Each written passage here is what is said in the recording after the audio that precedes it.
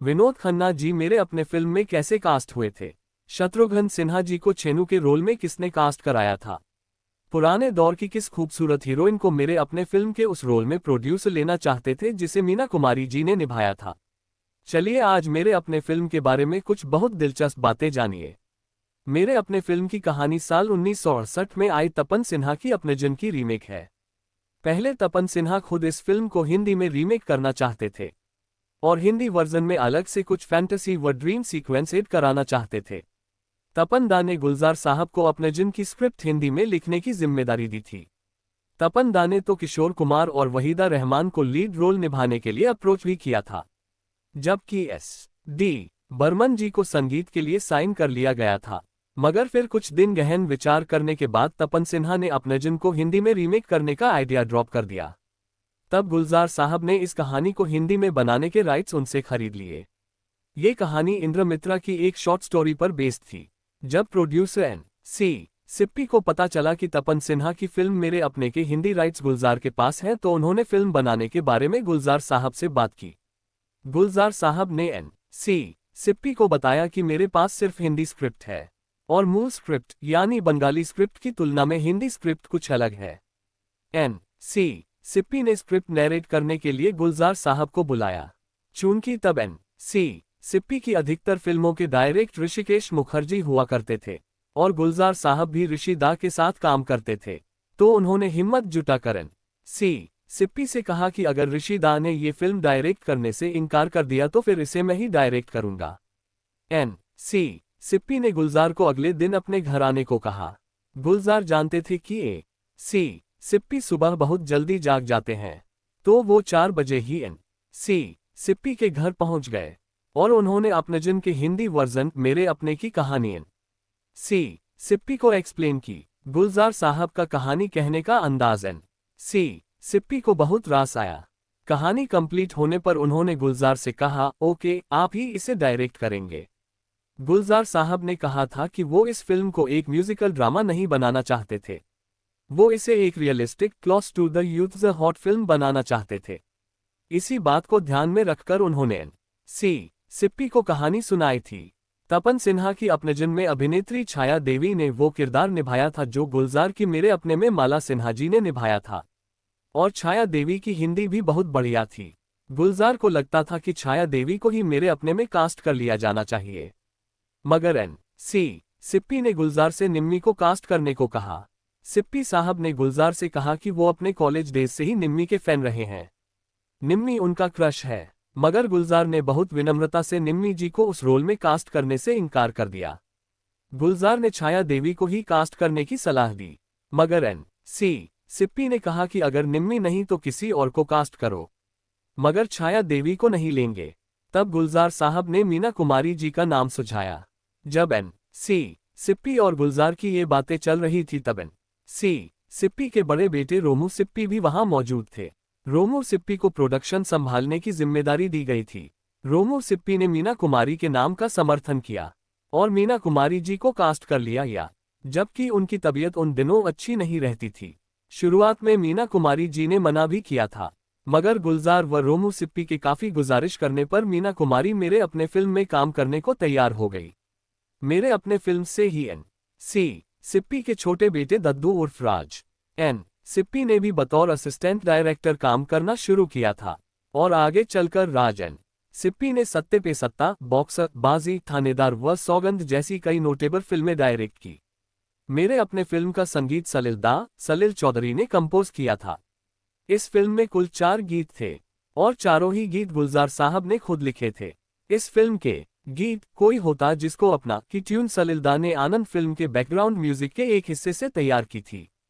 गुलजार साहब ने इस गीत के कुछ डमी बोल सलिल दा को दिए थे और सलिल दा ने उन्हीं डमी बोलों पर वो पूरी धुन कंपोज की थी। चूंकि गुलजार साहब बिमल रॉय के असिस्टेंट रह चुके थे, उन्हें काबुलीवाला व बंदिनी में असिस्ट कर चुके थे, तो पहली बार इंडिपेंडेंटली कोई फिल्म डायरेक्ट करने को लेकर वो ऊपर से को कॉन्फिडेंट दिख रहे थे, मगर मन ही मन थोड़ी नर्वसनेस उनके भीतर भी थी। एक इंटरव्यू में गुलजार साहब ने बताया था कि बिमल दा ने अपने कैमरामैन कमल बोस के साथ उन्हें कुंभ मेले के कुछ शॉट्स रिकॉर्ड करने के लिए भेजा था, क्योंकि उस वक्त बिमल दा अमृत कुंभ की खोज में नामक एक फिल्म पर काम कर रहे थे। उस फिल्म का स्क्रीनप्ले और डायलॉग्स बिमल दा ने गुलजार साहब से ही लिखवाए थे। मगर फिल्म की शूटिंग शुरू हो पाती उससे पहले ही बिमल दा की मृत्यु हो गई और वो फिल्म कभी नहीं बन सकी। मेरे अपने फिल्म में श्याम के किरदार में दिखे विनोद खन्ना का काम बहुत पसंद किया गया था। मगर विनोद खन्ना से पहले गुलजार साहब श्याम का रोल संजीव कुमार और राजेश खन्ना को ऑफर कर चुके थे। मगर उन दोनों को लगा कि ये एक महिला प्रधान फिल्म है, तो दोनों ने ही श्याम का रोल निभाने से मना कर दिया। तब गुलजार साहब को विनोद खन्ना ख्याल आया, जिन्हें उन्होंने मन का मीत फिल्म में देखा था। जब गुलजार ने ए.सी. सिप्पी से विनोद खन्ना का जिक्र किया तो ये दोनों विनोद खन्ना की एक फिल्म देखने गए। गुलजार साहब बताते हैं कि उन्हें ये तो अब याद नहीं आता कि वो कौन सी फिल्म थी, मगर इंटरवल में ही एन.सी. सिप्पी सिनेमा हॉल से बाहर निकल आए और बोले, ये लड़का सही रहेगा। मेरे अपने से पहले विनोद खन्ना अधिकतर फिल्मों में विलेन या फिर नेगेटिव कैरेक्टर्स में ही नजर आए थे, लेकिन इस फिल्म के बाद उन्हें हीरो के रोल्स भी मिलने लगे थे। 1971 में ही आई हम तुम और वो बतौर सोलो हीरो विनोद खन्ना जी की पहली फिल्म थी। छेनू के किरदार के लिए शत्रुघ्न सिन्हा जी का नाम एन.सी. सिप्पी साहब के बड़े बेटे रोमू सिप्पी ने सजेस्ट किया था। मेरे अपनी की शूटिंग के दौरान विनोद खन्ना और गुलजार साहब की दोस्ती हो गई। दोनों बहुत अच्छे दोस्त बन गए। शत्रुघ्न सिन्हा उन दिनों मजाक मजाक में कहते थे कि गुलजार ने मुझे छोड़ दिया है और विनोद खन्ना को गोद ले लिया है। गुलजार साहब ने बाद में विनोद खन्ना को अचानक मीरा और लेकिन में भी कास्ट किया। एक इंटरव्यू में गुलजार साहब ने कहा था कि मेरे अपने फिल्म में उन्होंने अपने दो बहुत खास दोस्तों संग काम किया, एक विनोद खन्ना और दूसरी मीना कुमारी। असरानी को गुलजार साहब पहले से जानते थे। अन्य मुख्य कलाकारों जैसे डैनी पेंटल, दिनेश ठाकुर, शशि किरण व सुधीर ठक्कर को उन्होंने एफटीआई व थिएटर से चुना था। योगिता बाली को श्याम की प्रेमिका के एक छोटे से रोल के लिए चुना गया था। गुलजार कहते हैं कि योगिता बालू से उस रोल के बारे में रोमू सिप्पी ने बात की थी और योगिता फौरन तैयार भी हो गई थी उस रोल को निभाने के लिए। और गुलजार को इस बात का अफसोस होता है कि वो फिर कभी अपनी किसी फिल्म में योगिता बाली को कास्ट नहीं कर सके। जब मेरे अपने फिल्म बनकर तैयार हुई तो उसके कई ट्रायल शोज रखे गए। इन ट्रायल शोज में गुलजार बड़े नर्वस होते थे, क्योंकि बतौर डायरेक्टर ये उनकी पहली फिल्म थी और एज ए डायरेक्टर गुलजार का क्या फ्यूचर होगा ये इस फिल्म की सफलता या असफलता पर निर्भर था। अच्छी बात ये हुई कि जिन लोगों ने भी ट्रायल शोज में मेरे अपने देखी उन सभी को ये फिल्म बहुत पसंद आई थी। मगर फिर भी जब दिल्ली में इस फिल्म का प्रीमियर हुआ तो गुलजार के हाथ कँपा रहे थे। उस वक्त असरानी जी ने गुलजार साहब की मनोस्थिति को समझा। असरानी ने गुलजार का हाथ थामा और उन्हें शांत कराया। जैसे जैसे दिल्ली प्रीमियर में मेरे अपने फिल्म आगे बढ़ी, दर्शकों की तरफ से पॉजिटिव प्रतिक्रिया आनी शुरू हो गई। वो देख गुलजार साहब को बड़ी राहत मिली और तब जाकर गुलजार साहब उस दिन पूरी तरह से शांत हुए। वो प्रीमियर दिल्ली के डिलॉयट सिनेमा में हुआ था। फिल्म वैसी ही बनी थी जैसी गुलजार बनाना चाहते थे। बस एक ही अफसोस था गुलजार साहब को कि वो मीना कुमारी जी पर एक गाना पिक्चराइज नहीं कर सके थे। उस गाने के बोल थे, रोज अकेली आए, रोज अकेली जाए, चांद कटोरा लिए भिखारन रात। उस वक्त तक मीना कुमारी जी की तबीयत इतनी खराब हो चुकी कि वो सेट पर आ ही नहीं पाती थी। मेरे अपने आखिरी फिल्म थी जो मीना कुमारी ने शूट की थी। गुलजार बताते हैं कि अक्सर फिल्म के सभी युवा कलाकारों के साथ मीना कुमारी जी मजाक करते हुए कहती थी, ये डायरेक्टर तुम लोगों से इतनी मेहनत करा रहा है, कम से कम उससे एक बियर पार्टी के लिए तो कहो। मगर वो बियर पार्टी कभी नहीं हो सकी क्योंकि मीना कुमारी ठीक हो ही नहीं सकी और वो इस दुनिया से चली गई। गुलजार साहब ने मेरे अपने की शूटिंग 40 दिन में कंप्लीट कर ली थी। गुलजार कहते हैं कि मेरे अपने फिल्म का प्रदर्शन बढ़िया रहा था। ये फिल्म कोई बम्पर हिट तो नहीं थी, मगर जब भी इसे दोबारा दिखाया गया लोग इस फिल्म को देखने आए जरूर। मेरे अपने हिट रही थी। डैनी साहब इस फिल्म में वेंट्रिलोक्विस्ट के किरदार में दिखे थे। उनके पास एक जोकर रहता है जिससे वो मजाकिया डायलॉग्स बुलाते हैं। मेरे अपने फिल्म के अपने किरदार को प्रिपेयर करने के लिए डैनी को वेंट्रिलोकिज्म सीखना था। वो एक वेंट्रिलोक्विस्ट को ढूंढते हुए बांद्रा के झुग्गियों के इलाके में पहुंच गए। डैनी जब वहां पहुंचे तो लोगों ने उन्हें देखकर भीड़ लगा ली, जबकि वो उस समय तक कोई मशहूर फिल्मी चेहरा नहीं थे। दरअसल डैनी जैसे लुक का आदमी वहां के लोगों को अनोखा लगा, इसलिए उन लोगों ने डैनी को देखने के लिए भीड़ लगा ली। डैनी जब बांद्रा के उस वेंट्रिलोक्विस्ट के घर पहुंचे तो वो वहां नहीं था। डैनी को उसका इंतजार करना पड़ा। इस दौरान लोग डैनी को घूर घूर कर देख रहे थे और डैनी को वो सब अजीब लग रहा था।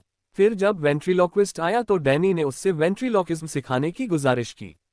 वो मान भी गया। डैनी को उसे इस बात के लिए भी मनाना पड़ा कि वो डैनी को वेंट्रीलोकिज्म सिखाने उनके घर आए। वो यहाँ नहीं आ सकेंगे क्योंकि लोग उन्हें किसी अजूबे की तरह देख रहे हैं।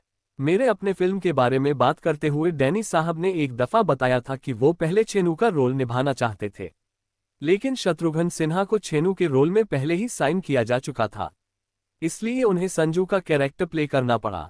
शूटिंग के दौरान जब मीना कुमारी ने डैनी की हिंदी सुनी तो वो बड़ी हैरान थी। वो इसलिए क्योंकि डैनी एक नॉन हिंदी स्पीकिंग प्रदेश सिक्किम से थे। मीना जी ने डैनी साहब से ये भी कहा था कि उनकी और डैनी की नाक एक जैसी है। गुलजार साहब ने भी पत्रकार खालिद मोहम्मद से बात करते हुए कहा था कि डैनी का बिहेवियर बहुत स्वीट था और डैनी अपने काम पर पूरी तरह से फोकस्ड थे। मेरे अपने डैनी साहब की डेब्यू फिल्म थी। मेरे अपने फिल्म में अभिनेता दिनेश ठाकुर ने बिल्लू का कैरेक्टर प्ले किया था। दिनेश ठाकुर को वो रोल कैसे मिला उसकी कहानी कुछ यूं है कि वो एक दिन वो संगीतकार सलिल चौधरी जी से मिलने उनके ऑफिस गए थे। वहीं पर पहली दफा दिनेश ठाकुर की मुलाकात गुलजार से हुई थी। उस वक्त गुलजार और सलिल चौधरी इस फिल्म के सबसे लोकप्रिय गीत हाल चाल ठीक ठाक है पर काम कर रहे थे। गुलजार को जब पता चला कि दिनेश ठाकुर एक्टर है तो उन्होंने दिनेश ठाकुर में अपनी फिल्म के लिए संभावनाएं ढूंढनी शुरू कर दी और आखिरकार अगले दिन उन्होंने दिनेश ठाकुर को मेरे अपने के बिल्लू का रोल ऑफर कर दिया, जिसे दिनेश ठाकुर ने भी स्वीकार लिया। आज मेरे अपने फिल्म के 54 साल पूरे हो गए हैं। 10 सितंबर 1971 को गुलजार साहब की ये डायरेक्टोरियल डेब्यू रिलीज हुई थी। मुझे इस फिल्म का गीत हाल चाल ठीक ठाक है बहुत पसंद आता है और उसमें भी साइकिल पर सवार विनोद खन्ना जी का लुक, क्या कमाल पर्सनैलिटी थी विनोद खन्ना जी की। साइकिल पर भी पूरा स्वैग दिखाया उन्होंने इस फिल्म में। गजब एकदम।